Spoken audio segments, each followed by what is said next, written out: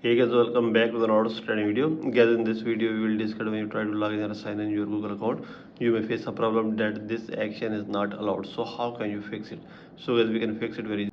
So simply guys, you may just go back, and first of all guys, you may open the settings of your Android phone or iPhone, and guys, you may remove your that Google account from here. So simply you may click here on accounts, and then guys you may click here on Google account, and guys you may remove that account from here. For example, this was that account, so you may click here on remove account. Then guys you may go back, and you may just open your Google Play Store if you are using Android phone, and then guys you may click here, and you may click here on this arrow, and then guys you may click here on add another account, and you may just put your fingerprint or face ID, and then guys you may write username and password of that account, and then guys you will sign in or log into that account easily. So by all these methods you can fix it very easily. So this is the video guys. For more videos please subscribe our channel.